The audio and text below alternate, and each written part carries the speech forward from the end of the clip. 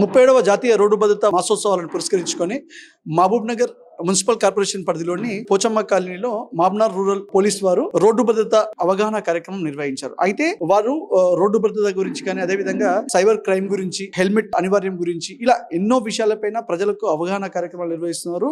అయితే ఎలాంటి అవగాహన కార్యక్రమాలు వాళ్ళు నిర్వహిస్తున్నారో సిఐ గాంధీనాయక్ గారు మనతో పాటు ఉన్నారు. వారి మాటలు తెలుసుకునే ప్రయత్నం చేద్దాం. సార్, మీరు జనవరి 1 నుండి 31 తారీఖు వరకు మాసోత్సవాలు నిర్వహిస్తున్నారు రోడ్డు భద్రత గురించి. అయితే ప్రజలకు ఎలాంటి సలహాలు, సూచనలు మీరు ఇస్తున్నారు? మహబూబ్నగర్ జిల్లా ప్రజలందరూ కూడా ముందుగా అడ్వాన్స్ హ్యాపీ సంక్రాంతి.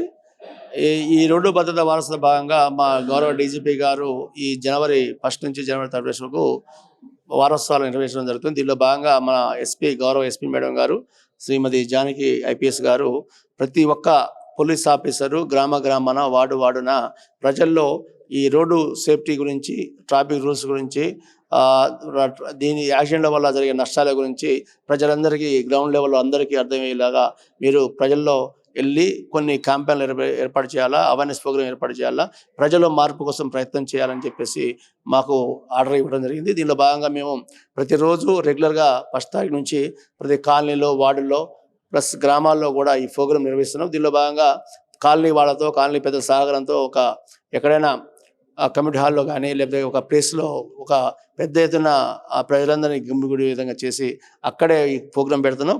ప్రోగ్రాం భాగంగా మీ అందరం కూడా ప్రజలందరూ కూడా ఈ ట్రాఫిక్ రూల్స్ నుంచి అవగాహన కల్పించే ప్రయత్నం చేస్తున్నాం. సార్, ఇంకోటి మనం చూస్తే మొన్నటి వరకు కూడా హెల్మెట్ అనేది అనివార్యం కాదు. చాలా మంది కూడా హెల్మెట్ లేకుండా తిరుగుతున్నారు. బట్ హెల్మెట్ రూల్ ఉన్నప్పటికీ కూడా అట్లా తిరుగుతుండే. ఇప్పుడు ఈ మధ్యకాలంలో చూస్తే హెల్మెట్ అనేది అనివార్యం, ప్రతి ఒక్కరు వాడాలన్నట్టు కూడా మీరు జాగ్రత్తలు, సూచనలు, సలహాలు కూడా ఇస్తున్నారు. సో హెల్మెట్ వాడే విధంగా ఎలాంటి చర్యలు మీరు తీసుకుంటారు?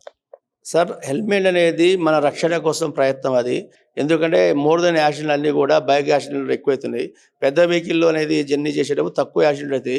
ఈ పట్టణ ప్రాంతంలో చాలా వరకు రోడ్ల మీద స్కిడ్ అయి పడటము, తర్వాత డివైడర్ గుద్దుకోవడం, స్పీడ్గా పోయి కింద పడడం వల్ల చనిపోతున్నారు.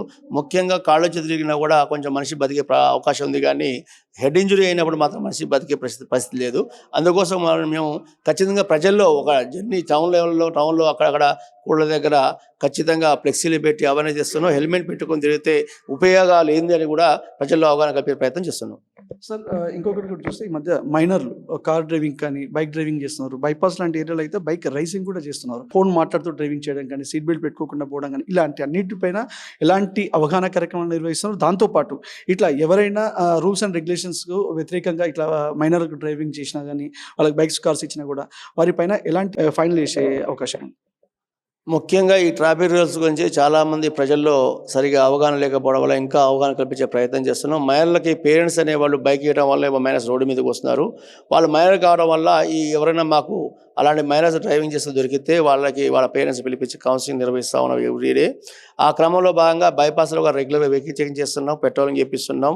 ఎవరైతే పేరెంట్స్ పిలిపించి అవగాహన కల్పించే ప్రయత్నం చేస్తాం. మైనర్ డ్రైవింగ్ లైసెన్స్ ఇవ్వద్దు, ఒకవేళ కేసులో ఎదుర్కొంటే కన్సర్న్ పేరెంట్ కూడా కేసులో ఎదుర్కొన్నట్టని చెప్పేసి చట్టపరంగా ఇట్లా ఉందని చెప్పేసి ప్రజలకు అవగాహన కల్పించే ప్రయత్నం మేము చేస్తున్నాం. సార్, ముఖ్యంగా ఇందాక కూడా మీరు అవగాహన కల్పిస్తూ గంజాయి, డ్రగ్స్ గురించి అయితే మన మాబ్నార్లో చూస్తే చాలా ఏరియాలో కూడా నైట్ అయితే గంజాయి అవి వాడుతున్నారు. సో దీనిపైన ఎలాంటి చర్యలు తీసుకుంటున్నారు? సార్, గంజాయి వాడుతున్న సమాచారం వేగంగా చెప్పొద్దు. దయచేసి సమాచారం ఉందంటే ఖచ్చితంగా మాకు సమాచారం ఇవ్వండి. గంజాయి అతను పలానా ఓడు తాగుతుండని ఉంటే ఇప్పుడు కొద్దిగా కిట్ వచ్చే టెస్టింగ్ కిట్లు, ఆ టెస్టింగ్ కిట్లో కన్సర్న్ పర్సన్ గంజాయి వండేట్టుగా ఈజీగా మనం డిటెక్ట్ చేస్తున్నాం. అలాంటి వారిపై కేసులు నమోదు చేస్తున్నాం.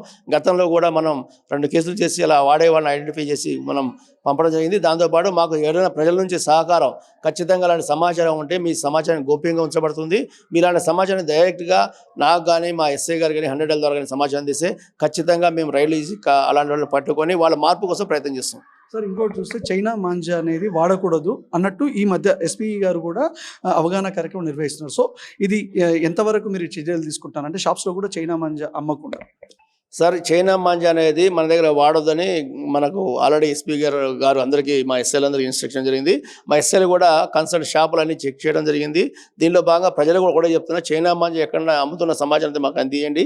చైనా మాంజా వల్ల ఏమవుతుందంటే చాలామంది మనం తెలియక మనం వదిలేస్తున్నాం. పిల్లలు అదిపోయి ఎవరికైనా మెడకు తగిలి లేకపోతే కన్సర్న్ బైక్ రైడర్ పడిపోయి అడ్డం పడిపోయి వాళ్ళ మెడ కట్టుకోవడం అనేది చేతిలో కట్టుకోవడం జరుగుతూ ఉంది. ఇలాంటి ఏదైనా తీవ్రమైన గాయాలు కాకుండా నిరోధించాలంటే ఖచ్చితంగా దీన్ని బ్యాన్ చేశారు. బ్యాన్ చేసి దాన్ని వాడొద్దని చెప్పి మా యొక్క విన్నపము. ఏమైనా సమాచారం ఉన్నా మాకు అందియండి. సార్, సంక్రాంతి ఫెస్టివల్ వస్తుందన్నమాట చాలా మంది ఊర్లోకి వెళ్తారు. అయితే ఆ టైంలో దొంగతనం జరిగే ఆస్కారం కూడా ఎక్కువనే ఉంది, అవకాశాలు. సో మీరు ప్రజలకు ఎలాంటి సూచనలు సలహాలు ఇస్తారు? ఎందుకంటే ఈ టైంలో దొంగతనాలు ఎక్కువ జరగడం. సార్, ఫెస్టివల్ అందరూ కూడా హ్యాపీగా జరుపుకోవడానికి తన కుటుంబ సభ్యులతో వాళ్ళ కుటుంబ సొంత గ్రామానికి పట్టణాన్ని వదిలి గ్రామాలకు వెళ్తారు. వెళ్ళే క్రమంలో వాల్యుబుల్ వస్తువులు బంగారం ఏమైనా ఉన్నా కూడా ఖచ్చితంగా మీ లాకర్లో బ్యాంకులో పెట్టుకొని లేకపోతే మీ వెంట తీసుకెళ్ళండి. వెళ్ళి ఒకవేళ వెళ్తున్నారు అని చెప్పేసి మాకు పోలీసులకు సమాచారం అందియండి. దొంగతనాలు జరుగుతున్నాయి, బంగారం కూడా చాలా వాల్యూబుల్ అయిపోయింది కాబట్టి దయచేసి ఇంట్లో ఏది పెట్టుకోకుండా ఉండే విధంగా ట్రై చేయండి. దీనికోసం కానీ మేము ఆల్రెడీ పాంప్లెట్ రూపంలో పాంప్లెట్ తయారు చేసి ప్రజలకు పంపించడం జరుగుతుంది. అదేవిధంగా వాయిస్ ఓవర్ ప్రతి కాలనీలో కూడా ఈ మున్సిపాలిటీ వెహికల్ ద్వారా ప్లస్ మా స్పెషల్ ఆటో ద్వారా ఈ ప్రజల్లో అవేర్నెస్ కల్పించే ప్రయత్నం కూడా మేము చేస్తా ఉన్నాం. అది కూడా ప్రజలందరూ కూడా తెలుసుకొని అది దాని ప్రకారం మేము మా ఇన్స్ట్రక్షన్ ఫాలో అవ్వాలని కోరుకుంటున్నాం. ఇటీవల మనం వెంకటేష్ కాలనీలో ఒక వృద్ధురాలు, అంటే ఇద్దరు పోలీసుల రూపంలో, అంటే మేము పోలీసులం అని చెప్పి సివిల్లో వచ్చి ఆ వృద్ధురాలతో బంగారం చోరీ చేసినట్టు మనం ఒక న్యూస్ కూడా చూస్తున్నాం. అయితే ఇలాంటిది పునరావృతం కాకుండా ఎలాంటి సలహాలు మీరు ప్రజలకు ఇస్తారు?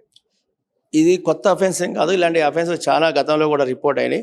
చాలామంది ఏంటంటే పోలీస్ పేరు చెప్పి లేకపోతే ఇంకో పేరు చెప్పి చీట్ చేసి మోసం చేసే ప్రక్రియ అనేది గతంలో కూడా రిపోర్ట్ అయినాయి. దీనిలో భాగంగా మనం వెంకటేశ్వర కాలనీలో ఒక లేడీని పోలీసు వాళ్ళని చెప్తున్నాం, ఇక్కడ మర్డర్ అయింది, ఈ బంగారం ఇక్కడ పెట్టుకొని తిరగొద్దు, దొంగతనాలు అవుతున్నాయి అని చెప్పేసి ఆమెను మాయమాటలు చెప్పి మాయమాటల ద్వారా ఆ బంగారం దాచిపెట్టుకో అని చెప్పేసి ఒక మూట కట్టి మూట ఇస్తున్నా అని చెప్పేసి ఆమె చేతిలో పెట్టి ఆ మూట మార్చేసి తీసుకొని పోవడం జరిగింది. దీని మీద కేసు నమోదు చేసినాము, దర్యాప్తు చేస్తున్నాము. ఆ దొంగలు ఏమైనా పట్టుకొని ఖచ్చితంగా ఇది చేస్తాం. కానీ ప్రజల్లో కూడా ఒక మార్పు కావాలి. ఏ పోలీసు వ్యక్తి కూడా, ఏ పోలీస్ ఆఫీసర్ కూడా మీ మెడలో ఉన్న బంగారం తీయమని కానీ మీకు డబ్బులు ఇవ్వమని చెప్పేసి మిమ్మల్ని అనరు. యూనిఫామ్ లేకుండా మఫిల్లో వచ్చి పోలీస్ అని చెప్తే మీరు ఎలా నమ్ముతారు? ఇలాంటి నమ్మకూడదు. ఏదైనా అలాంటి వాళ్ళు ప్రయత్నం చేసినా ఇమ్మీడియట్గా ఆ జనసాంద్రత గల ప్రాంతాల్లో మీరు ఉంటారు కాబట్టి ఖచ్చితంగా ఇన్ఫర్మేషన్ ఇవ్వండి, ప్లస్ పక్కన ఉన్న వాళ్ళ సమాచారం ఇవ్వండి, కనుక్కొని వెరిఫై చేయండి, లేదా మాకు 100 హెల్ప్ చేయండి. ఖచ్చితంగా మేము స్పాట్లో వచ్చి వాళ్ళని పట్టుకొని చట్టపరమైన చర్య తీసుకుంటాం. Sir, Mahabubnagar rural police station పరిధిలోని ప్రజలకు చివరిగా మీరేం చెప్పాలన్నా? సార్, ప్రజలందరూ కూడా ఏదైతే పోలీసు వారు చెప్పిన ఇన్స్ట్రక్షన్, సీసీ కెమెరా ఇంపార్టెన్స్ కావచ్చు, ట్రాఫిక్ రూల్స్ కావచ్చు, సైబర్ ఫ్రాడ్ల గురించి కావచ్చు, ఏదైతే మేము చెప్తున్నా దాన్ని మీరు ప్రతి ఒక్కరికి షేర్ చేసుకొని మన మహబూబ్నగర్ యాక్సిడెంట్ ఫ్రీ మహబూబ్నగర్ కావాలని కోరుకుంటున్నాం. మీరందరూ దానికి అందరూ సహకరించాలని కోరుకుంటున్నాం.